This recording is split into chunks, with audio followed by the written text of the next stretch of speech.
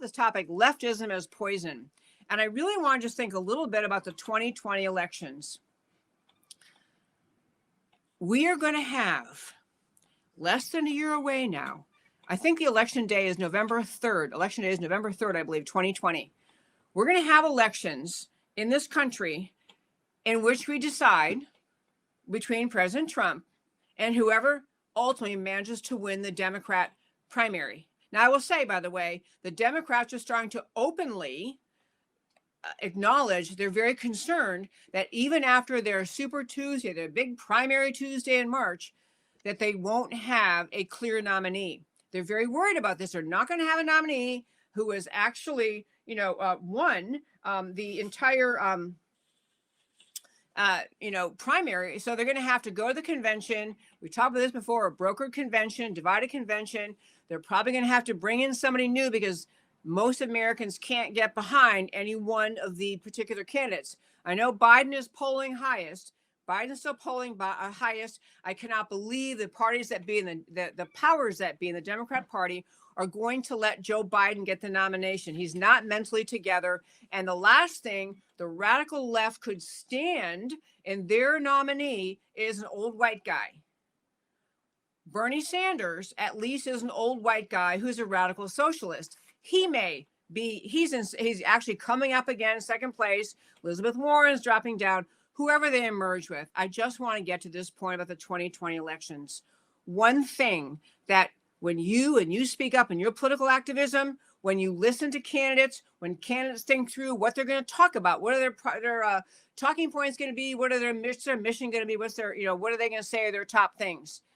It would be wonderful if more and more Americans would simply begin to recognize where we are in 2020 is that we are in a place of deciding whether or not the people who run this country, whether or not we're going to have a radical anti-American person, which is everyone on the American left, radically anti-American, radically anti-free market, radically anti-borders, which means radically anti-sovereignty, or are we going to have America? It's not an election between Democrat versus Republican. It's America. It's a not America or America.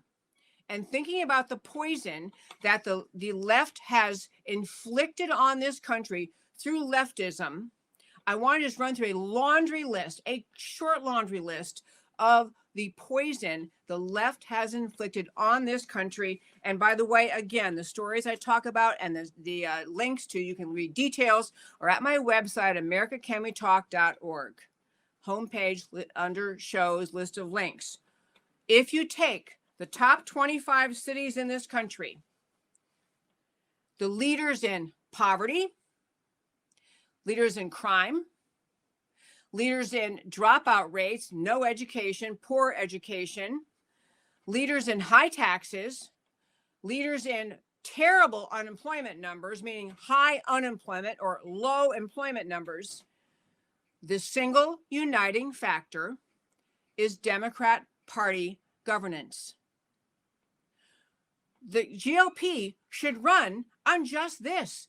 The Democrat policies poison the culture of America.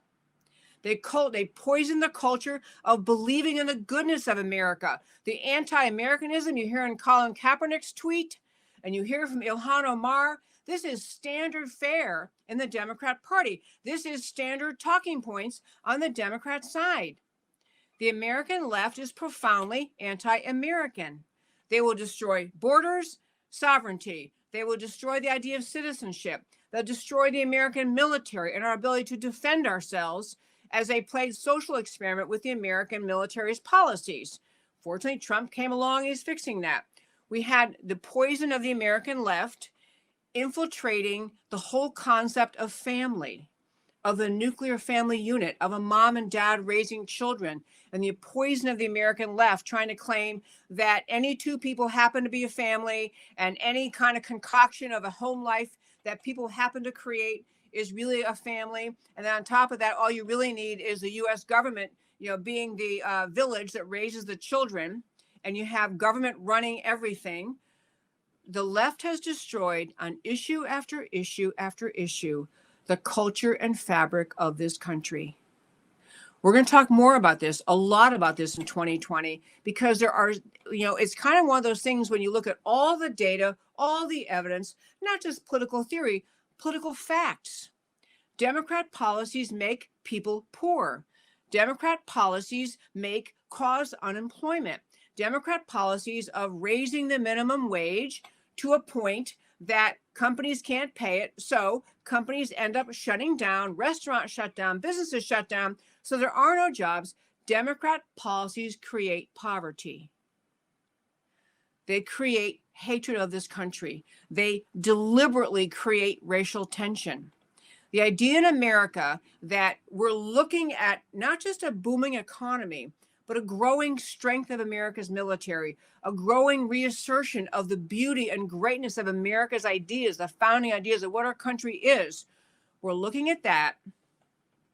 And what the American left has to offer, and every candidate they're talking about running, is a profound disdain for the ideas and values of America. It doesn't matter who wins the Democrat Party's nomination.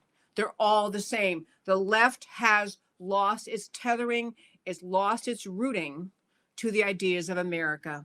And the only way, just like the only thing the Iranian terrorists can learn from is brute force, the only way the radical left in this country, the only way the Democrat Party, which has been taken over by the radical left, will learn, will change, will respond, is to be flattened at the voting booth in 2020. That's our job, voting to shut down the poison of the American left. It's atheism. It's a vicious atheism that attacks Christianity. It's a vicious disdain for America as a good country.